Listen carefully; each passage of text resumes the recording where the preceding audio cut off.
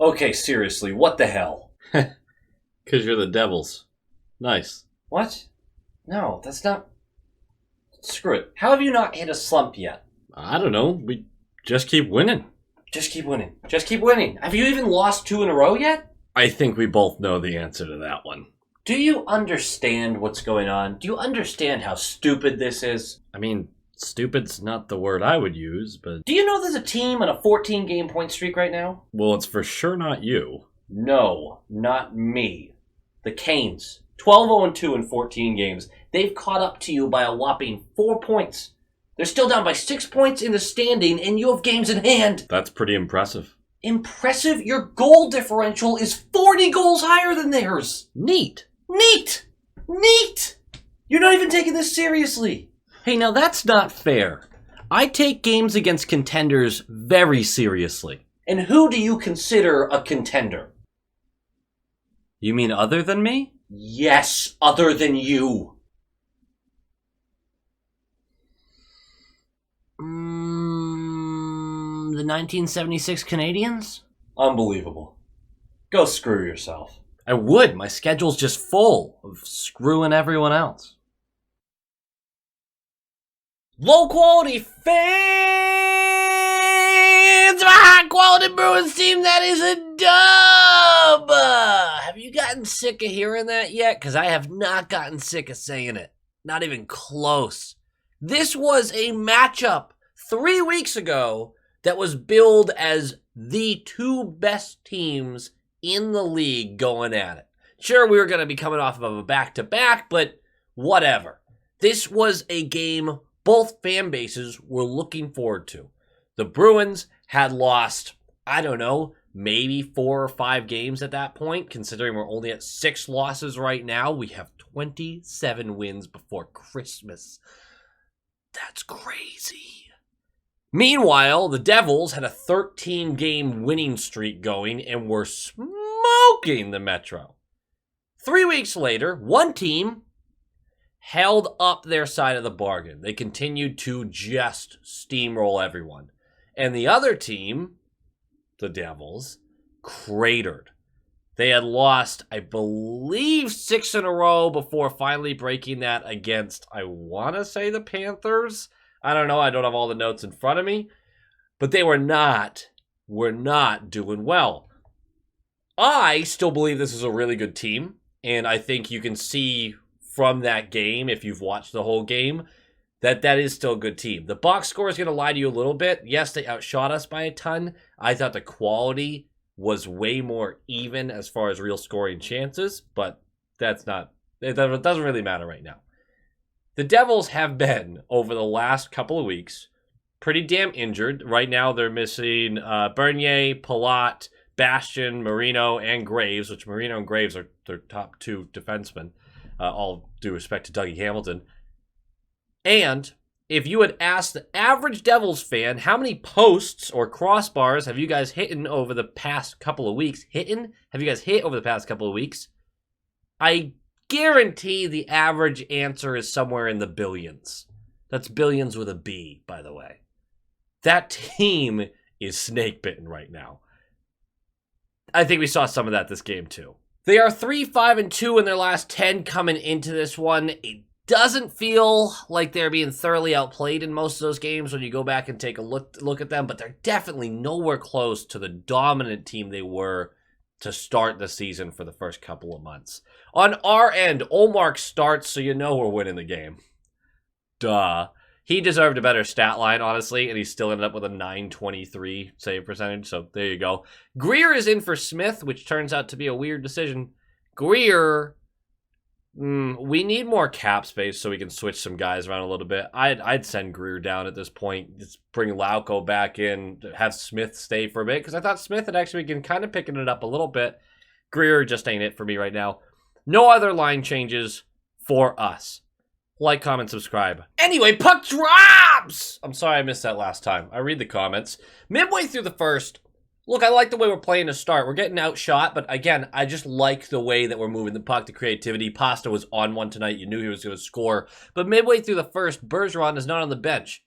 Probably an equipment issue. I never actually got the full answer to this, but it gave everyone who watched the game a heart attack. So thank you, Bergeron. You should know better. Get your equipment fixed on the bench, or else we're all going to die. You're going to kill off the Bruins fan base. Don't do that to us, please. 7:39 left. Passe gets tripped by Haula, which was just kind of funny for me. Haula is on their second line left wing, which I thought was kind of interesting, but I think he played for our second line for a while, was pretty effective there, so good for him. Not a good power play. Did not like any of that. It would be our only power play of the game. We spent a lot of time in their zone, and it's crazy to say this, but for the most part, I think that's right. They are very, in this game, I don't know their numbers, they're very disciplined. I was really surprised how often we had the puck in their zone, we were moving the puck around. There weren't a lot of infractions. I wasn't upset about a lot of missed calls. I really thought the rest did a good job by not whistling for a lot of stuff. A lot of players falling down or I thought it was a really, really well-refed game for the most part. 3:31 left. It's been a battle this whole time. There's a lot of open space for the Devils in our slot, but they missed the net a few times. And Allmark kind of kept his positioning. And we had a couple close ones as well, but no scoring yet. 3:31 left, and this could be the game changer. I thought this was going to open the game wide open. Grizz and McLeod get into it. McLeod's coming down the right wall, and he sees Grizz coming in for the hit, and he initiates contact first by kind of backing into him and giving him a shove. Grizz gives him a shove back. High on the numbers. McLeod goes face first into the boards, right? First glance, that's a 5-minute major. At first glance, that's a 5-minute major. I thought they made the right call, though. They called this a 2-minute minor for boarding. When you watch the replay, McLeod clearly makes contact first, and then Grizz also shoves him. The distance from the boards, that should still be a boarding call any day of the week, but this is not malicious. This is not with speed. This is not with intent. That was a good call for it not to be a major. I wouldn't cry into my beer if it had been called that way, but it definitely had to have some sort of boarding call there. So we're going to go on the penalty kill, and it takes them 7 seconds. We have had a bad little streak with our penalty kill lately. Face-off win by them. Hamilton takes the puck towards the high slot and then dishes it back to Hughes on the left point. And Hughes is just going to walk down the line a little bit into the left circle. We never see this. Simply beats, there's a little bit of a screen going on, but simply beats Ullmark low glove. I was shocked to see a goal. Hughes is great. It was a great shot with speed and accuracy. You don't see Ullmark get beat cleanly that often. He has been the guy, like Hellbuck, like Ottinger, like Sorokin, that you have to have a rebound or a deflection or something crazy to score on. Shocked this got in. Great shot by them, 1-0. We're going to go into the second with that score. This game gets turned in a second. And it starts in kind of a funny way because we immediately turn the puck over in the first 2 minutes. It's lazy puck handling, leads to a Miles Wood breakaway, and Ullmark has to make a huge save. And he does, because you just can't allow the next goal. Ullmark knows that. A minute and 12 seconds later, 3:12 into the period. I didn't see it coming. I honestly had my head down for a second, looked up, and saw it go in the net. I was like, wait, what just happened? Face off in the offensive zone. Bergeron wins it back. It goes directly back. DeBrusk jumps in, grabs it, goes to the high slot. Everyone stops and pushes forward. That's not what stopping means. Everyone pushes forward. Bergeron drifts backwards towards Blackwood. And DeBrusk sees it, fires this low and hard. It's a perfect tip by Bergeron to go stick side, kind of changing the whole route of it. And it's going to tie the game up, beating Blackwood for a 1-1 game. 20 seconds later, Zetterlund and Hischier go on a 2-on-1. It's a terrible response by us. Great response by them. Perfect pass by Zetterlund. Hischier gets a chance in on Ullmark and gets absolutely robbed. Ullmark stays right in front of him, closes the 5-hole, swallows that puck up. 10 seconds after that, wide open far side. They've moved the puck around. Tatar looking for the tip. Posted out.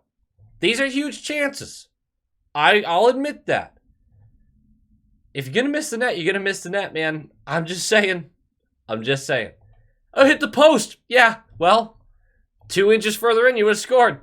2 inches further out, you would have missed the net entirely. I don't know, man. You're either missing the net or you're not. 1 minute after that massive Ullmark save and a missed tip off the post, Blackwood's going to clear the puck around the boards. He gets behind his net. He whips it around the boards. Goes past one of his defenders. Zacha pinches the boards, collects the puck, chucks it to Krejci in the slot. Krejci, from there, throws it in. I can't tell if this is a missed shot or a pass to Pasternak. Either way, hits Pasta, hits Blackwood, who is now back in the net, off of Blackwood back to Pasta, and then 5-hole. It's 2-1. What a sequence. To look at 2 almost guaranteed goals, it felt like. Ullmark making the huge save, off the post, go right back down, and it's a great play. Zacha making the pinch. Zacha does so much for this team. So much for this team. Oftentimes it doesn't show up. That's why I still never found an answer to why he got moved around. Monty did the whole, like, we're trying for a spark and everything, but why Zacha? Why did he get moved down? I know he's not the one scoring goals, but there's so much value in what he does as a top 6 guy. I don't know. Maybe he'll never be a big point getter in this league. I have my doubts about that. But damn, do I love having him on this team. I really, really do. 13:55 left of the period. Bratt from the middle of the slot. Glove save. But it goes over Ullmark, and Ullmark knows it immediately. He doesn't get enough of it and reaches back and clamps down on it, couple inches from the red line. Nervous moment, but we keep that lead.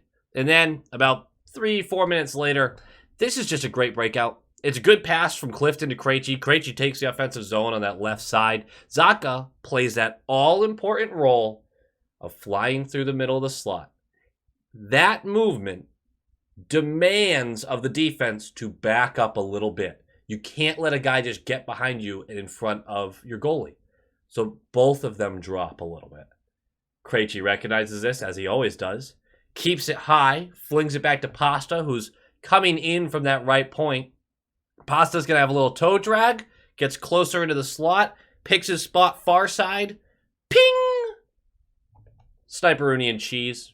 It's high blocker. It's a gorgeous shot. I don't know what goalie's going to really make this save. 3-1. Game felt like it was over.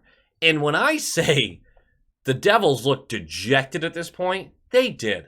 I want to give them a lot of credit for how they reacted to the third. They came out swinging in the third. But man, the later half of the second, they got their asses kicked. The shots were close in the second. The scoring chances, though, yes, I mentioned a couple earlier in the period. It was all us that last 10 minutes. Just crushing them. 2:33 left in the period. There's so much fucking space. There's so much space. Coyle gets it deep. Marchand fakes contact against Ball.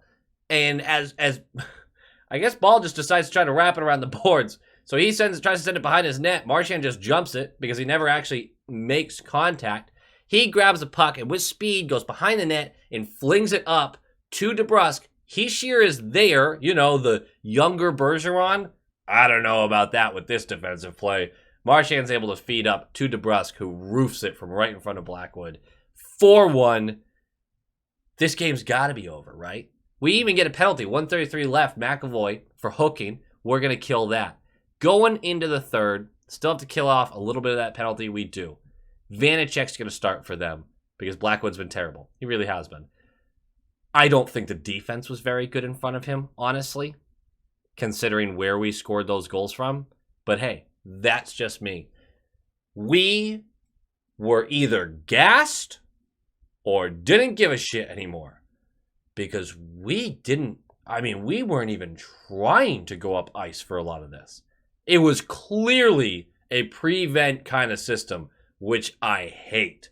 But you have a 3-goal lead going into the last period, and they just turned into a bunker. And it took them 11 minutes to get the first one. We've allowed the Devils to take complete control. We've allowed them to set up over and over and over. And they do it again. And it's puck movement to the left point, shot by Smith.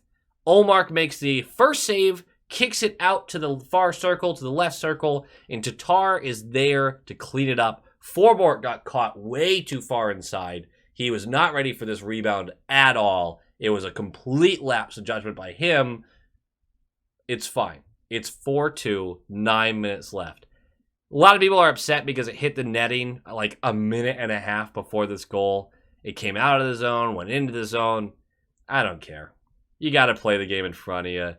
Yeah, the whistle could have gotten blown there. It was so far after that. The puck had moved zones after that.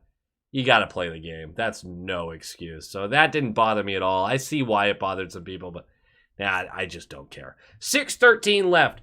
Horrible turnover by Carlo, who tries to do a no-look pass in the neutral zone. Weird. Tatar takes the zone after intercepting the puck. Stutter stops. Gets kind of a little bit of room with that. And then feeds the left point. Hamilton blasts it in on the net. And Sharangovich is standing in the slot in front of Olmark. After the first save, he gets to dunk it into the open net. Carlo, buddy, this is why people don't like you, man. And this is a game note, but I'm just going to say it now. Actually, no, I'll say game notes now because that's your final score is 4-3. We'll leave it alone, okay? Rest of the game, we still kind of had a little back and forth. We locked it in. We're fine. Carlo, the reason people get so frustrated with you is the physicality isn't always there, which we know. But this game, he was really, really great. For 95% of the game, Carlo was awesome. He was physical. He was completely eliminating just like last game, eliminating scoring chances left and right. He was great. When he's on, he's a top 4 guy that anyone would like on their team.